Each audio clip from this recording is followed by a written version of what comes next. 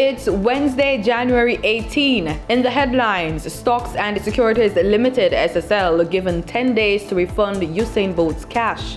Regionally, Trinidad and Tobago is moving towards a cashless society. Internationally, Ukraine ministers among those killed in helicopter crash near Kiev nursery. And in sports, Liverpool has claimed their first win since the turn of the year. This is the news on PBC Jamaica. I'm Simone Absalom Gale.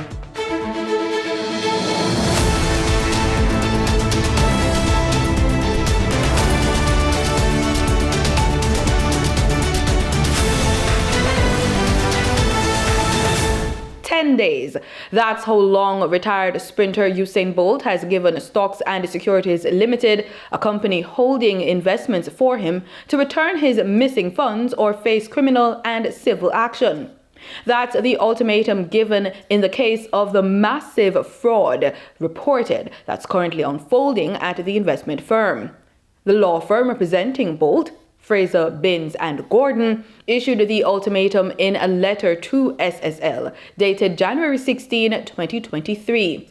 The firm asserts in the letter that their clients' accounts contained in excess of $12 million, that's 1.8 billion Jamaican dollars, as of October 31, 2022. However, according to the letter, the account currently contains $12,000, that's 1.8 million Jamaican dollars. It's being reported that Bolt is among a number of people who have been victims of fraud at the financial institution. Jamaica's inflation rate declined in December 2022. Director General of the Statistical Institute of Jamaica, Statin, Carol Coy, made the announcement while speaking at a virtual press brief on Tuesday. We have more in this report. Director General of the Statistical Institute of Jamaica, Statin, Carol Coy, says point-to-point inflation in December was registered at 9.4% when compared to the same period in 2021. This was mainly attributed to increases in the index for the divisions food and non-alcoholic beverages 13.8%, restaurants and accommodation services 23.9%, and housing, water, electricity, gas and fuels 2.8%. Ms. Coy says the agriculture sector also saw a rebound from weather conditions, which resulted in lower prices for agricultural produce, which was primarily attributed to a 6.3% fall in the index for the class vegetables, tubers, plantains, cooking bananas and pulses. The decline in the index for this class was influenced by lower prices for agricultural produce such as carrot, Irish potato, lettuce, pak chow, and tomatoes. This was due to improved supplies as the agricultural sector recovered from the adverse weather conditions experienced between late September to early November 2022. The Statistical Institute of Jamaica, Statin, says it's having personnel problems in carrying out the ongoing population and housing census. Statin's Director General, Carol Coy, says the census has been hampered by people opting out of their engagement. Statin is therefore redoubling its efforts with targeted recruitment, training and onboarding of census takers in specific communities that currently have shortfalls, as we seek to identify candidates that are best suited to perform the tasks required until everyone is counted. Ms. Coy says Statin is to increase the census communication awareness campaign, to remind persons about the importance of the census and to encourage everyone to participate. We have also strengthened the census project management team and processes. Statin continues to work with various groups, including community associations, justices of the peace, municipal corporations, strata bodies, and faith-based communities, as well as the private sector organizations, to ensure that the general population is aware of the importance of participating in the census and that they are counted. The Statin boss was speaking at a press brief on Tuesday.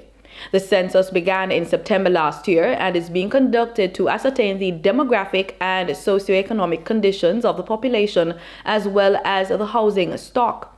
The timeline for the completion of data collection under the Population and Housing Census was initially set for the end of 2022, but was extended to the end of the first quarter of this year. Jamaica has received 12 million Canadian dollars geared towards the newly launched Social Justice Project.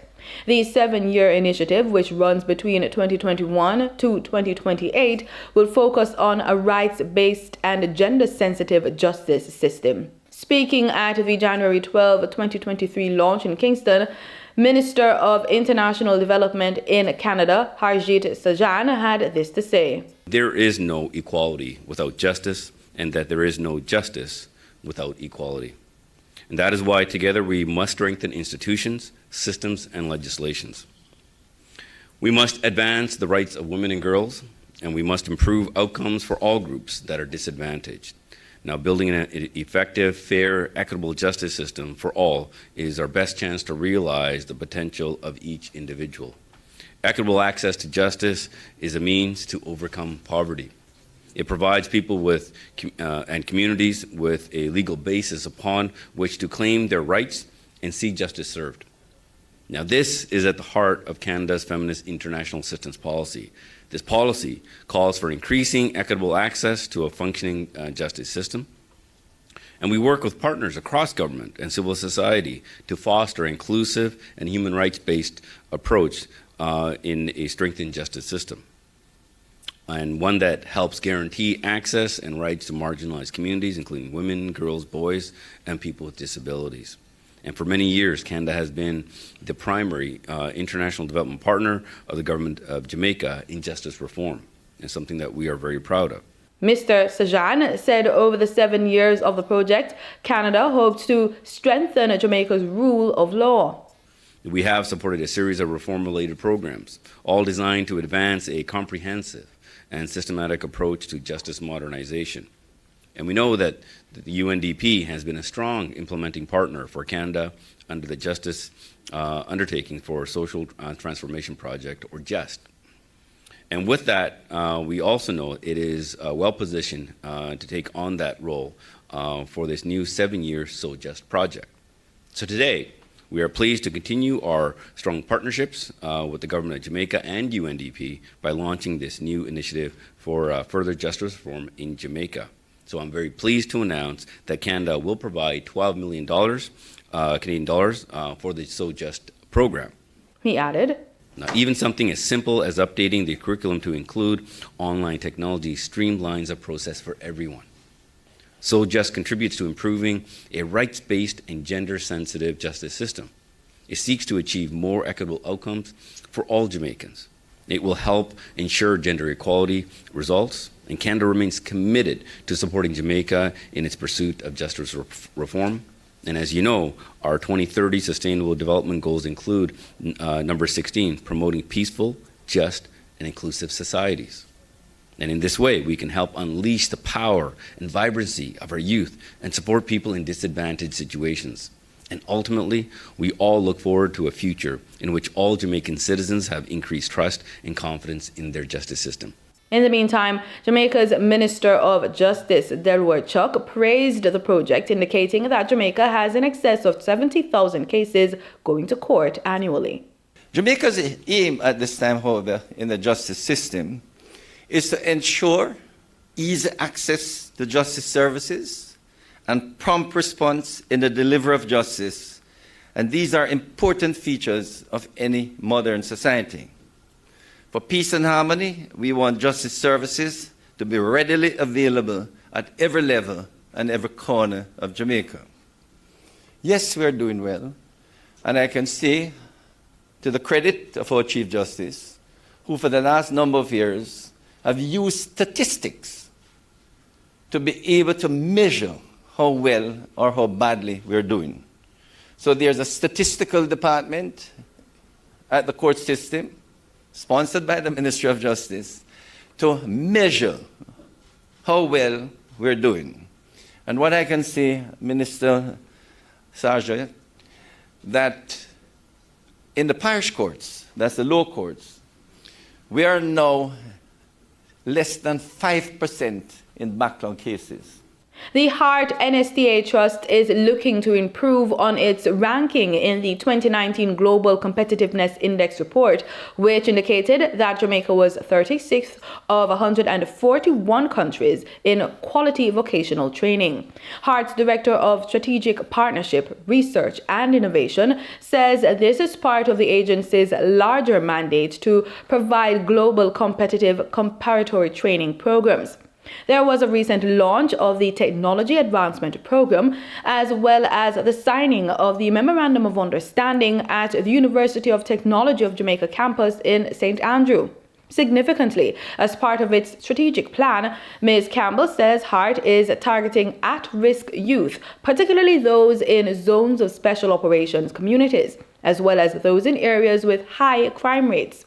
Additionally, participants will benefit from immediate and guaranteed employment as a result of the partnership.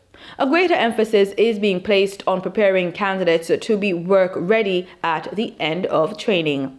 Time now for the Business Report with Danita Rodney.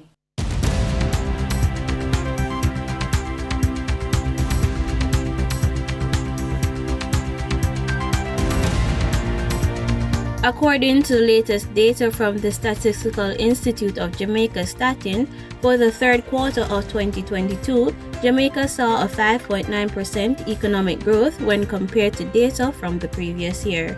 This announcement was made by Director General of Statin, Carol Coy, at their quarterly press briefing on Tuesday.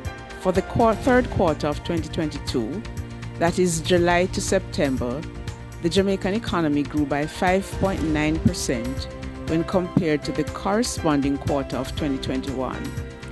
This was a result of growth in both the services and goods producing industries of 6.0% and 5.6% respectively. Director Coy says the performance showed the continued recovery of the economy from the impact of COVID-19. Now for your market updates. In foreign exchange trading for Tuesday, January 17, the US dollar sold for an average of $154.03. The Canadian dollar ended trading at $113.80. The pound sterling traded for $185.82, and the euro sold for $165.02. In GSE trading, the GSE index advanced by 1,861 points. The junior market index advanced by 25 points. The combined market index advanced by 1,966 points, and the All Jamaican Composite Index advanced by 1,643 points. Overall market activity resulted from trading in 107 stocks, of which 50 advanced, 38 declined, and 19 traded firm. Stocks advanced for 138 Student Living Jamaica Limited, AMG Packaging and Paper Company Limited, and Barita Investments Limited. Stocks declined for Access Financial Services Limited, Blue Power Group Limited, and Cargo Handlers Limited. Trading firm 138 Student Living Jamaica Limited Variable Preference, Caribbean Flavors and Fragrances Limited, and Derrimon Trading Company Limited. The overall volume leaders were Derrimon Trading Company Limited with over 4 million units, Sagicor Select Funds Limited Manufacturing and Distribution with over 2 million units, and Regency Petroleum Company Limited with over 1 million units. In regional stocks, on the Trinidad and Tobago Stock Exchange, 0 securities traded. On the Barbados Stock Exchange, Goddard Enterprises Limited was the volume leader with 8,000 shares. They were followed by First Caribbean International Bank, which traded 103 shares. In regional business, Trinidad and Tobago's Minister of Finance, Colm Imbert, says the government has made some significant strides in the creation of a digital economy with an emphasis of bringing the unbanked into the system. Kimberly D'Souza tells us more. The government is deeply invested in efforts to improve the level of financial inclusion and financial literacy in the country. This is according to Minister of Finance Colm Imbert, who said the Central Bank of Trinidad and Tobago has implemented numerous initiatives to educate the public on making sound financial decisions. These include information about the advantages of using the official financial system, as well as debt management, budgeting, and financial fraud. He also shared other ways the ministry is advancing the digital economy. Our banks have been pursuing ways to afford citizens easier and safer ways to complete transactions without the need to physically visit a branch. We also continue our focus on developing the legal framework and adapting existing legislation to promote the cashless agenda. Another key initiative of the financial sector is the pursuit of strategies to increase the uptake of financial services, such as introducing low-tier bank accounts and implementing the reduced Know Your Customer requirements. In collaboration with the central bank, the Ministry of Finance was successful in getting our commercial banks to agree to relax Know Your Customer requirements for small account holders. What was agreed was that we would no longer require 2 forms of identification, one will do, and other relaxation took place in terms of requirements. Director of Digital Finance for Resilience in ACP at the UN Capital Development Fund, Brian Peters, warned that while promoting inclusive digital economies, we must remember to leave no one behind. Digitization actually is a trend that actually we run the risk that we exacerbate the problem rather than that it's a tool that can help us. So that's a risk. And we need to avoid that we fall into that trap that the gap, let's say the exclusion gap, is increased rather than diminished. Minister Imbert said the government's target over the next few years is to get that unbanked number down below 10%, with a corresponding increase in bank accounts to above 90% in the adult population. Kimberly D'Souza, TTT News. In market data for oil prices rose to their highest since early December on optimism that the lifting of China's strict COVID-19 curbs will lead to a fuel demand recovery in the world's top oil importer. Brent crude futures were up $1.12 to $87.04 a barrel, while West Texas Intermediate crude futures were up $1.28 to $81.46. And that was the business report on PBCJ. I'm Danita Rodney.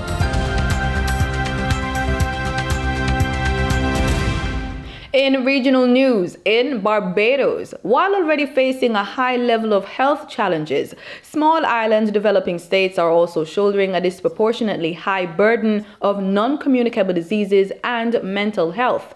This assertion from Minister of Health and Wellness, Senator Jerome Walcott, while delivering the keynote address at the opening of a 2-day high-level technical forum. Indeed, 52% of people with NCDs in 6 countries are dying prematurely, and with risk factors showing that 28% of adults aged 18 and above do not engage in enough physical activity, 23% smoke tobacco, and 56% are overweight, with half of these being obese. In addition, the Global Burden of Disease report of 2019 estimated that 15.2% of Caribbean population had a mental disorder needing intervention.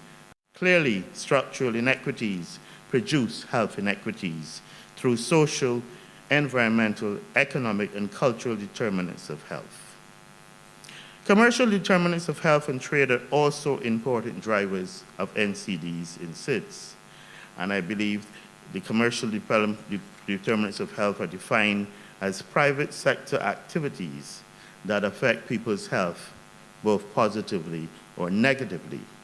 In Trinidad and Tobago, 2 companies have received the support of the Inter-American Development Bank for first-class project proposals. They competed with 50 other companies in the Caribbean and came in first tier of 6 finalists. More from Marie-Therese Bernard. At the Inter-American Development Bank's lab signing ceremony on green and recycling projects, Senior Specialist Vashti Dukising explained the reasoning behind the IDB's determination to invest in smaller enterprises. Why do we as a development institution care about this? And why are we willing to put money to pilot private sector-led solutions? Well, one of the reasons is that we often find across countries that it is lower income groups that are most adversely affected. She said private entities were challenged to come up with innovative solutions on how to treat with several different waste treatments that pose environmental and health and ultimately overall sustainability problems, particularly in small states. Ms. Dookie Singh said Trinidad and Tobago was excellent. Of the 6 that we eventually selected from about 50 for approval in 2022, of the 6, 2 or 1/3 were from Trinidad and Tobago. We were really, really pleased about that. So it wasn't anything to do with we wanted Trinidad and Tobago to really star. Is that these companies were able to present 2 of the best proposals that we saw. All right, and these are Close the Loop Caribbean and End of Life Tires. Ms. Dookie Singh said the IDB is working to de-risk these innovative operations and to put financing behind them so the development impact of their projects is strengthened. The winners were pleased to receive their awards and the money which are attached to them as they work their greener business model. Marie-Therese Bernard, TTT News. In Antigua, Prime Minister Gaston Brown says he expects that the country's economic output will expand significantly this year and contribute to growth and development following the expansion of the University of the West Indies 5-island campus. And that is why I can say to the people of Antigua and Barbuda that notwithstanding the fact that the IMF would have projected that there would be significant global decline because of all of the global instability that exists at this time, we can safely say that Antigua and Barbuda's economy will continue to expand. So whereas post-COVID, we've been expanding by about 7.9% per annum, we expect to exceed that this year, and I can see us doing 10%. The Prime Minister, who's also Finance Minister, highlights other projects that will contribute to growth.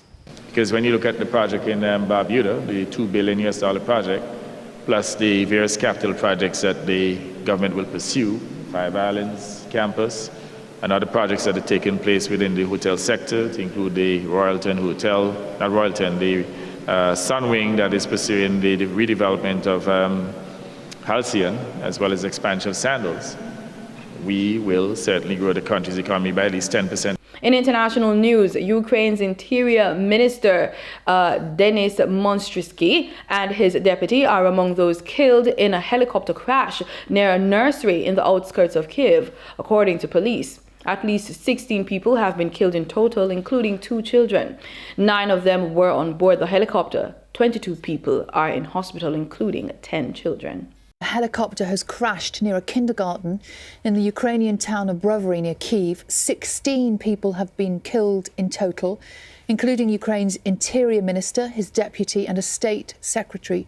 2 children have also been killed, according to national police, who are joined now live by our correspondent James Waterhouse in Kyiv for us. Morning, James. I know this is a developing story. You're out on the ground at the moment. What can you tell us? Well, this is a devastating scene for Ukraine and the country as a whole. Around the corner of this residential block, you can see the rotary blade of the helicopter. It is stuck on top of a vehicle. There are 3 or 4 bodies under foil blankets, and just across the way there is a kindergarten where there is smoke coming out of the roof. The cause is not clear, but we have learnt that Ukraine's Interior Minister, Denis Monstrisky, is one of those 16 people who have been killed. Now, he is a prominent figure in President Zelensky's cabinet. We would often see him at major events, sadly like this, across the country, and the way to get around for officials, VIPs and emergency teams is via helicopter at low altitude. So this is a misty day. He would have been flying at low altitude, but we don't know the cause at this stage. And in times of war, it is not helpful to speculate, but it's a devastating blow for Kyiv to lose such a prominent figure in Ukraine's government at this stage. James, it's almost 9:15 here in the UK. Just give us an idea, what time is it there and what would people be doing at this time? How busy would the kindergarten be? So children were there. It is 11:15 now. We're 2 hours ahead in Ukraine. We know, sadly, that 2 children have been killed. It's not yet clear whether they were part of the kindergarten or whether they were innocently walking by. But Brovary is a small town, 40 minutes or so east of Kiev. And this is a place, actually, last year where the Russian advance reached. This was once under Russian control as they tried to launch their attack on the capital. They were ultimately repelled, but this is a small town that has gone through so much in the space of 12 months. But you could tell when we arrived here, I mean, you sadly come across scenes like this regularly across the country. I've got to stress, we don't yet know the cause, but you could tell when the military here, you could tell when the news came down as to who it was who has been killed on President Zelensky's government. You could tell the seriousness of what had happened. That's not to diminish from the other loss of life and the 22 people who have been injured, but it really will, this will be being felt right across Ukraine. And, you know, more answers will come down in due course, but it is a misty day. Helicopters fly at very low altitude to avoid enemy missiles.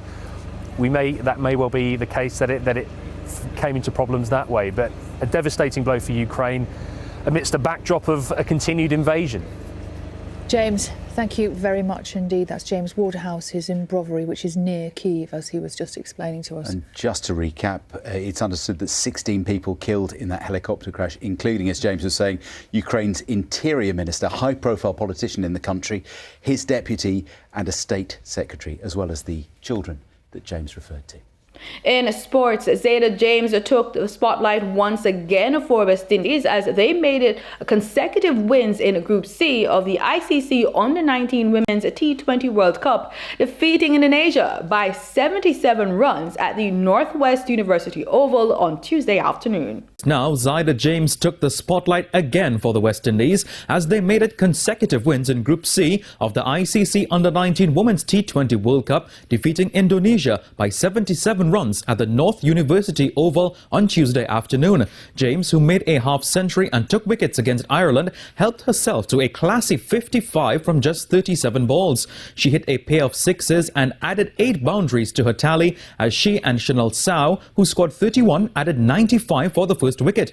Later in the innings, Geneva Joseph chipped in with 25 from only 16 balls, with Trishan Holder hammering 35 not out from only 14 deliveries. The Under-19 ladies closed their innings on 176 for 3. Joseph was the pick of the bowlers, adding 3 for 14 in 4 overs. James, Shalini Samaru and Ashmini Monisa took a wicket apiece. Indonesia eventually fell 1 run short of reaching 100 as the West Indies won their second encounter by 1 wicket. In football news, Liverpool has claimed their first win since the turn of the year as Harvey Elliott's stunning strike proves enough to beat Wolves 1-0 in their FA Cup third round repay. Here's more in this report. No, but the one thing he will do is he'll fancy winning. He'll fancy beating this Liverpool team because he'll have seen the frailties within the team. He'll think, from his own experience of a manager, would I be able to fix that with 3 days work or 4 days on the training ground? That'll be very difficult for Jurgen Klopp to achieve. And if I was a Wolves player now in the changing room, I'd be thinking, let's go out full pelt for the first 10-15 minutes and attack this Liverpool team, see what the frailties are, see how low in confidence they are, and really test them. You might see a different side to Liverpool tonight. You might see a more organised, compact side that don't perhaps play the pretty football that we know they can play and get back to being dogged, which we know the year they won the league they did time and time again. They ground games out, horrible to play against, and I hope we see that tonight. And that's the news on PBCJ. I'm Simone Absalom Gill. You can follow us on our social media platforms at PBCJamaica. Thank you so much for watching. Remember, we are the People's Station.